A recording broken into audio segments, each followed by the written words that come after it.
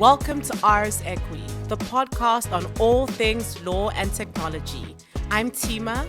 I'm Paul, and on this episode, WhatsApp's new privacy policy. Welcome to another episode of the Ars Equi podcast. As we entered into the new year, a lot of all WhatsApp users, got an alert on their phone, essentially requiring us to accept new terms and conditions in relation to WhatsApp's privacy policy. Now, this has been widely controversial because it forces users to agree to these new terms, or otherwise you have to delete the app and have to delete the account and can't use it anymore. Now, this has gotten a lot of attention because part of these new privacy policies is that WhatsApp will share data with Facebook, the parent company of WhatsApp, to know more about you and to use this data for advertising.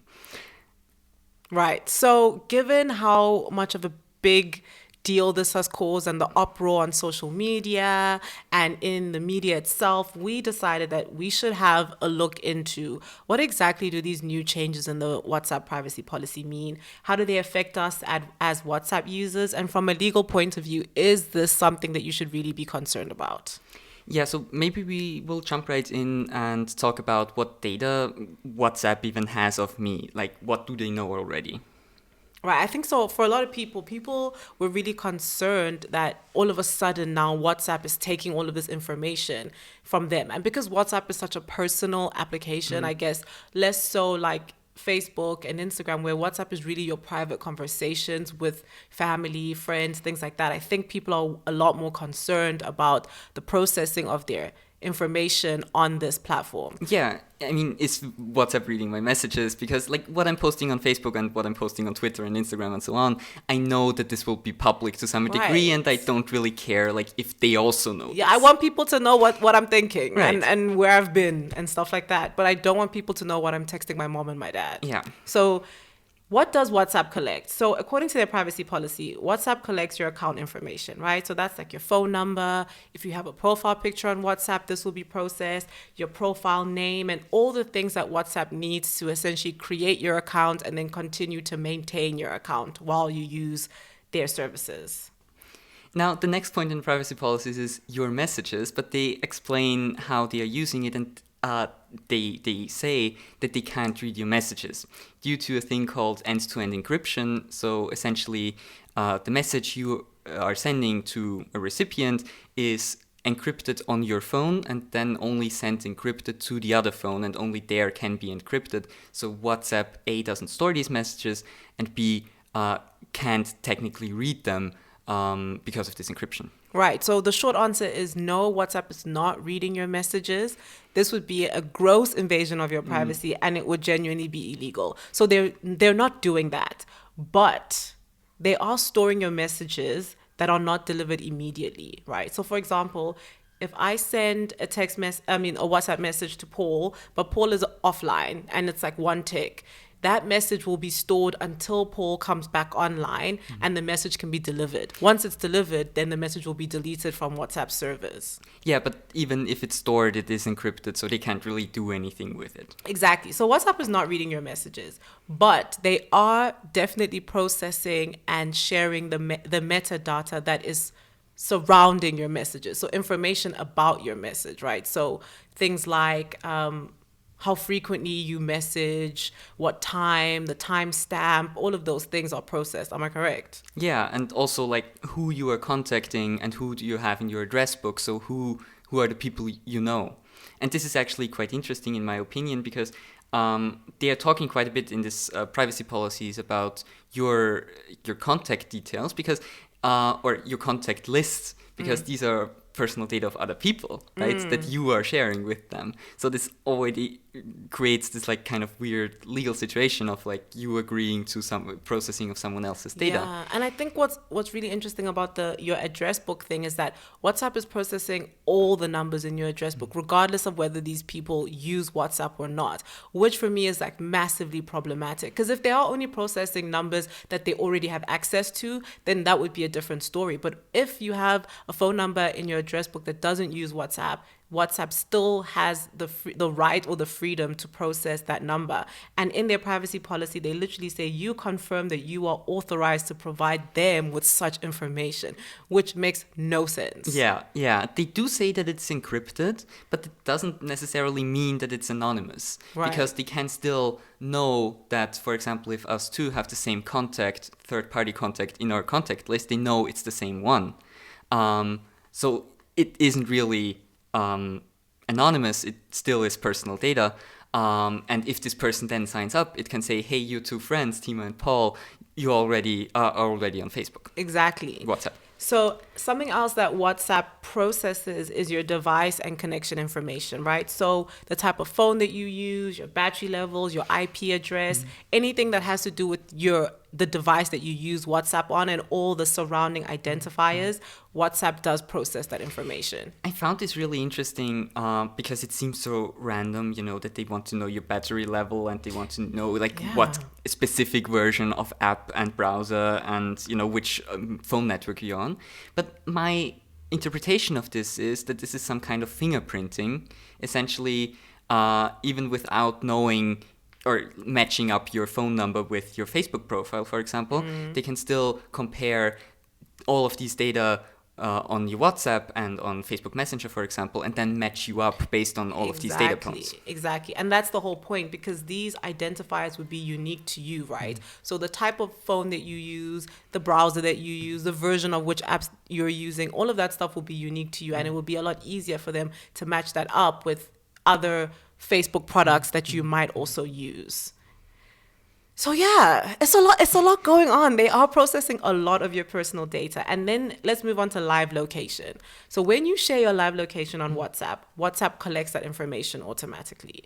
So all your location related data, for example, the city that you live in, the country that you live in, that data is processed by WhatsApp. And the reasoning is that they need it for the live location function to work, but they are processing that information. My interpretation of this is that, my exact location is only processed if I'm actively sharing this with another user. Right. But then if not, they still are able to know the city and the country that you live in.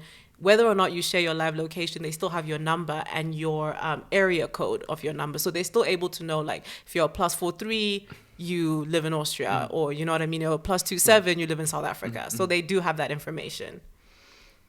Yeah, so this list goes on and on about the different kinds of data that they are using.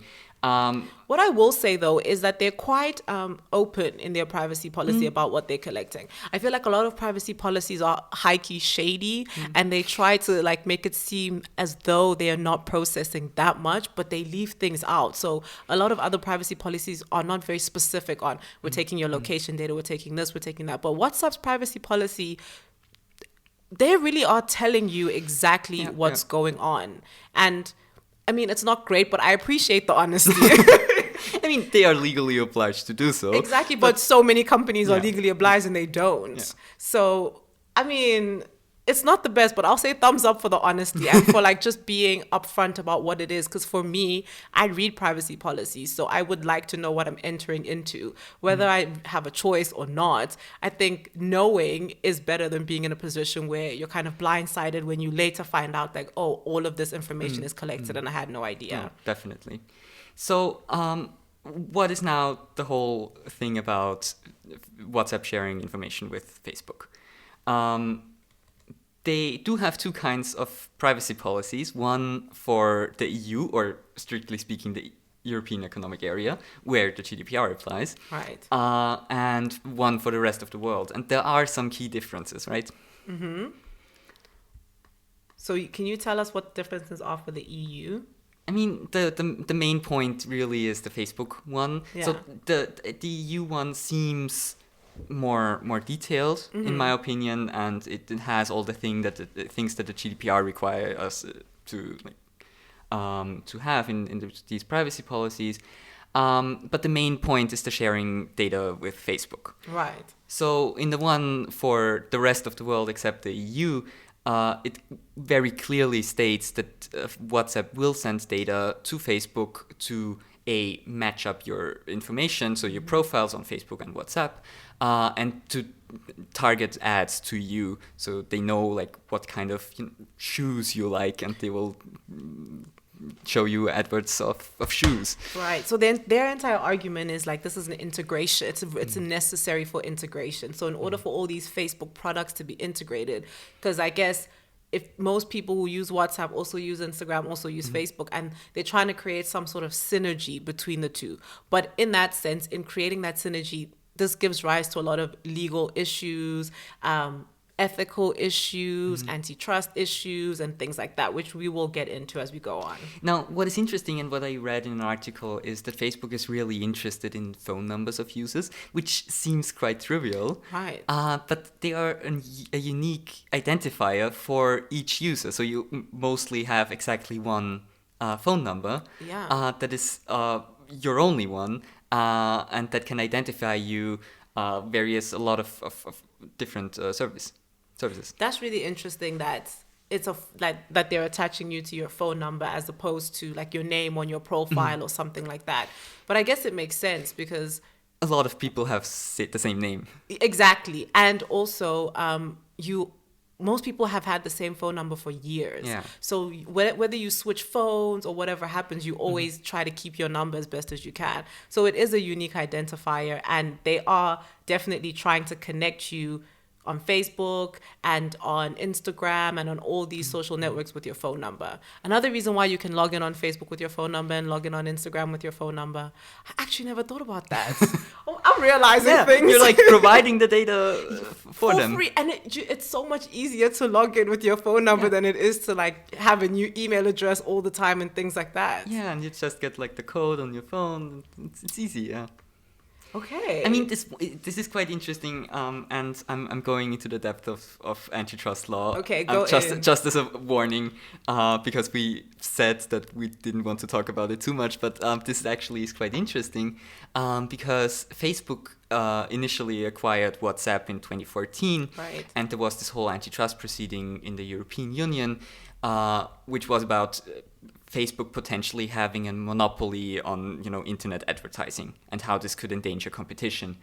And what Facebook's argument is that they technically can't match up users from Facebook and WhatsApp because they don't have the phone numbers, and this would require WhatsApp users entering their Facebook contact information, or the other way around, Facebook users signing up with their phone number. Okay. And they said, no, they won't do this because people just wouldn't provide the phone number. But this is the exact example for this. Yeah, they're just everybody's like randomly giving out their phone number. So is this the basis of the U.S. Federal Trade Commission's kind of inquiry into trying to look at breaking up Facebook, WhatsApp, and Instagram? This whole conversation that's going on now. Yeah, I mean, it's the same everywhere. It's about market power and fair competition. If one player, like WhatsApp, has access to a lot of data and has a monopoly on, for example, messaging, which it doesn't because there are many other alternatives and people are quick to change, as we've seen. But if a single player has that much data and others don't, that might be a problem for competition. Right. So, I mean, all of this that we've said is just to say let's answer certain questions I think that a lot of people have been posing. So question number 1, can Facebook and WhatsApp read my messages? The answer to that is no. They're not reading your messages. They're not concerned with your messages because if we're being honest, there's no value. There's no monetary value in the messages that you're sending to your friends and to your parents and things like that. The value is with everything else that you interact with the app. Yeah, it's also really hard to extract information from text Exactly. because it's different languages and slang, and extracting information from text is always hard. So it's much easier to say you have a network of friends and you know who to communicate with, and if one of your friends is looking at an ad on Facebook, they might connect this to you as well because you also might be interested. Exactly. So then the next question that we got a lot from a lot of people was, is WhatsApp sharing my data with Facebook? And the short answer is if you live outside of the EU, yes. And a lot of it is being shared with Facebook. So WhatsApp is, and they're quite explicit about this in their privacy policy. They do let you know that we do share information with Facebook in terms of trying to facilitate integration between the products, like we said. So your IP address, your device information, your account information, what else? I mean, presumably Metadata, who you are texting. who you're texting, so your contact list, all of that information is shared between WhatsApp and Facebook. Unless you live in the EU. Right. Which is kind of a weird distinction at the first glance, because why the EU, and there are two possible explanations for this that come to mind. So one is obviously the GDPR, where there are obviously many problems connecting to sharing data, as it's always, but it doesn't really outright ban sharing data between WhatsApp and Facebook. It's all like, who has more interest? Do you have more interest in your privacy, or has Facebook more interest in the data? So it's a balancing act, and it isn't this clear-cut case that this is illegal in the EU and would be legal everywhere else. Right. So another possible explanation for this is, and this is probably the one that is true, that is the antitrust proceedings, because Facebook said that they wouldn't share data between Facebook and WhatsApp, which turned out was untrue, and they got actually fined for this a couple of years ago, 110 million euros. Yeah, I remember that. This might and will probably be the other reason that Facebook isn't taking the data from WhatsApp in Europe. I think they don't also want the threat of having more scrutiny from the antitrust bodies, and they also don't want to have to go through proceedings here in Europe about breaking up Facebook and WhatsApp, and I just don't think they want to deal with that, especially because I guess the European watchdogs are quite they're quite involved with big tech, and they really are looking at big tech very seriously. So I think they're trying to, balance it well and make sure that they're not in too much danger as they are in the US at the moment. Yeah. But I mean, at the same time, it seems quite weird that they're saying, hey, we don't want to, or that the only thing that is keeping them from becoming a monopoly is just the data that they have in Europe. But like everyone else's data is completely fine. They're obviously sharing this. Right. So just that they don't have Europeans' data doesn't really like change their market position on a global level. And I was looking at, WhatsApp users demographically, and there are more WhatsApp users in India and in Africa. Like, they are a lot more, like, that's where WhatsApp has the bulk of its users, is actually outside of the EU. I found this quite interesting. I also read this somewhere, that this is due to Facebook Messenger being more popular in Europe and the US mostly, and WhatsApp pretty much everywhere else, is that people in developing countries have slower phones, and WhatsApp runs on these phones better than the more complicated Facebook Messenger, and this is why there is a divide clearly between those services. But I think it's interesting, like when a lot of African countries are developing their data privacy or data protection regulations now, and are really getting involved in data protection and trying to understand and trying to figure out what Africa's position on data protection is going to be. I think it will be interesting in the future when these regulations are established, or the AU takes a strong stance on data protection, what Facebook and WhatsApp and all of these other social medias that really are looking at the African continent now and saying, okay, this is a new frontier where we can grow our business. I think it will be interesting to see how they manage Africa, and if they treat Africa with as much care as they treat the EU. Yeah. We'll see. I doubt it, but we'll see. Okay, so having said all this, I think a lot of people have some decisions to make, right? So now you know how much of your data is being processed by WhatsApp. And if you live outside of the EU, you know that chances are this data is being shared with Facebook. So what are your options? Like, what are the alternatives? Do we have to stick to WhatsApp? Can we move on? Should we delete it? Like, what should we do, Paul? What do you think? So there has been a lot of attention to Signal, right? Elon Musk tweeting, use Signal, and then the wrong stock for Signal skyrocketing was a thing. So this is an app that is very much focused on privacy. They are very prominent about this. And we've also read the privacy policy, right? Right. I think what's interesting about Signal is like the background. Because I started researching, looking at their privacy policy, and then I went down a hole looking at the background of the company and things like that. And I think what's so interesting is that Signal is actually a nonprofit organization, right? So it's an NGO, and it has a completely different business model from WhatsApp or Facebook. Their mission is really to support or accelerate and broaden the availability of private communication. So Signal has been used over the years by human rights activists and journalists and people who are kind of in the line of work where they are very focused on privacy and they need their communications to be super private. And I read an article that was looking at how Signal grew during the Black Lives Matter movement and during the protests that happened last year. And apparently Signal's sign-ups or registration on Signal grew like 5 times during the Black Lives Matter movement because people wanted a safe space where they could plan for the protest, organize and do things like that and be sure that their conversations weren't going to be shared or weren't going to, be read by the company that they were using. Yeah, and this is their main selling point, right? Yeah. But it also holds up to scrutiny, like we read to the privacy policy. And although it doesn't have all the required parts according to the GDPR, they're a US company, they do have very little data that they are collecting and that they are sharing with other people. Yeah. I think what's super interesting is the whole contact list conversation or your address book. So Signal having access to your contact list is optional. So you can actually opt out.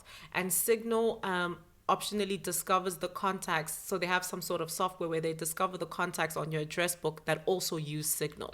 So these are the only numbers that they will process. But everybody else on your address book that doesn't use Signal, they won't interfere or try to collect information about those specific numbers, which is good. It's completely opposite to what WhatsApp is doing. Yeah. So if you're concerned about that, and that the whole having all your numbers being processed and things like that is concerning to you, then Signal might be a good option for that. Yeah, definitely. Now, another popular app is Telegram, right? And we've also looked into this, and it seems much more shady.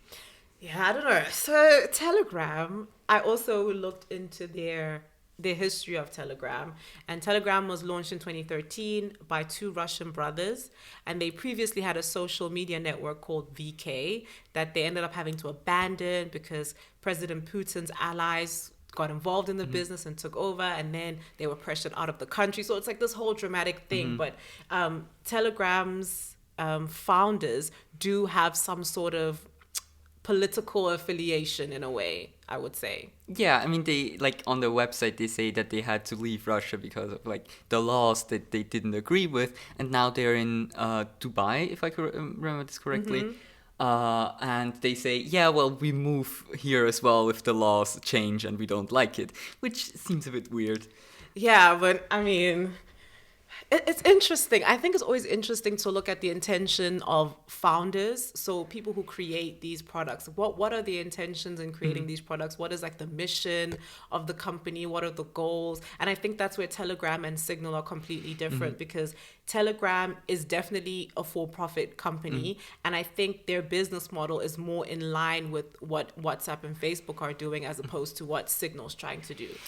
Yeah, for example, your chats aren't being end-to-end encrypted as a standard measure, but only if you're using secret chats. And your Right. group chats are never end-to-end encrypted. So Right. that means that technically, I don't know if they are doing this and if they are saying that they're doing this, but there would be the technical possibility for them to read your messages. Exactly. And I think what's interesting about Telegram that makes it quite different is that it's a cloud-based service, right? So your messages, if you're using cloud chat, so they distinguish, like Paul said, between secret chat and cloud chat. Cloud chat is basically all your messages and things like that are saved onto the cloud. Whereas in secret chat, your messages are not saved onto the cloud and there's end-to-end encryption in that way. So I think if you're using Telegram, be very careful because cloud chat is the default setting. So you actually actively have to go and change to secret chat. Yeah, so in this regard, they're worse than WhatsApp because WhatsApp is all end-to-end encrypted, whereas Telegram is not by default. Right. And Telegram is moving towards looking at ad-based revenue. So they're looking towards kind of showing you ads while you're on the platform and things like that. And we know once ads get involved, then your information is definitely being sold to advertisers. So it's really important to just be aware of that if you're thinking about swapping to Telegram. Yeah, so bottom line, what is happening with WhatsApp and should we switch now? I would say, okay, so here's the thing for me. Switching is a difficult choice because all of my family members, Africans, use WhatsApp. So switching for me, I would be the only person on Signal. Right, right. We set up this podcast recording on WhatsApp. Exactly. So switching would be tough, but I do feel like transitioning to Signal or maybe just getting the Signal app for me and then seeing if like more and more people join on, I think that's a good idea because I really feel like what Signal is doing is something completely different. They run completely on donations. They're not trying to make profits. They do care about your privacy. Their privacy protocol has been reviewed by Oxford and other universities, and they've gotten good reviews from people who've done like actual studies on what their security protocol looks like and their privacy protocol looks like, and their privacy and security protocol has been adopted by other companies. So I think Signal's a good option. And I think what's also interesting about Signal is that one of their board members is the former founder of WhatsApp, Brian Action. Yeah. And he left WhatsApp after the Facebook acquisition, and he's been very outspoken about not being a fan of Facebook, and he's tweeted hashtag delete Facebook. And he there's a quote from Forbes where he says, and I quote directly, he said, "I sold my users' privacy to a larger benefit. I made a choice and a compromise that I live with every day." So you can just see that Signal is trying to do something completely different, and I think their mission is something that I respect. And for that reason, I would say Signal's a good option. Yeah, and the backlash that the media and everything, that attention that this change in privacy policy got also led to some change from WhatsApp's side, right? So they postponed this change in their privacy policies from the 8th of February to the 15th of May. So I guess we'll see what happens and if it's the same in a couple of months, or if they're doing secretly, more or less, or if something will actually change. Yeah. In my opinion, I don't think WhatsApp is going to change much about their privacy policy because if you're outside of the EU and you look at the new terms, they are not different from the old terms. You know what I mean? Yeah. So essentially, since 2016, WhatsApp has been sharing user information and metadata with Facebook, and there was this window period where you could opt out. So there was an opt-out period in that time in 2016, which I'm not sure many people probably even knew that they could opt out.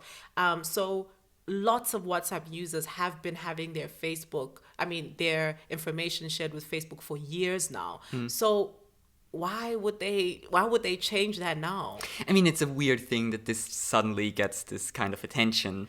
Exactly. And this is just because WhatsApp prompted users that they have to accept this. If they hadn't, then and apparently they are arguing that, I mean, this isn't really consent.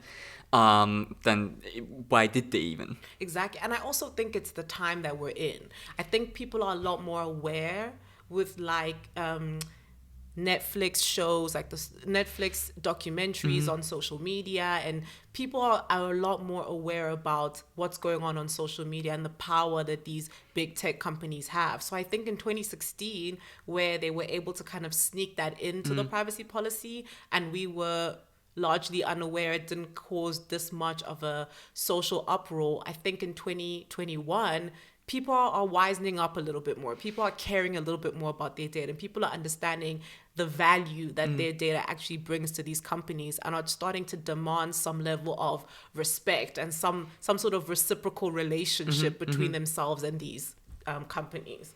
Yeah, so I guess we'll see what happens in this case, if WhatsApp will retract this. But I mean, it's their business model. So this is also in their nature, more or less. Exactly. So, I mean, we hope we've given you food for thought. We hope that maybe you've listened to this and decided, okay, I'm leaving WhatsApp or not. But I think it's better to know what's going on with your information so you can make an informed decision and you can do what's best for you, as opposed to being blindsided by a random pop-up on your phone just after a few days after New Year's and being like, what's going on with this, Click agree. Exactly. So I think it's better to know. So, I mean, yeah, guys, make the decision for yourselves. Yeah. Well, thank you everybody for listening. We hope you found this interesting and found this helpful to have some more information to base your decision on. We'll be back soon with another topic and another hopefully interesting podcast. Thank you for joining. Goodbye. Thank you for listening to this episode of the Ars Equi podcast.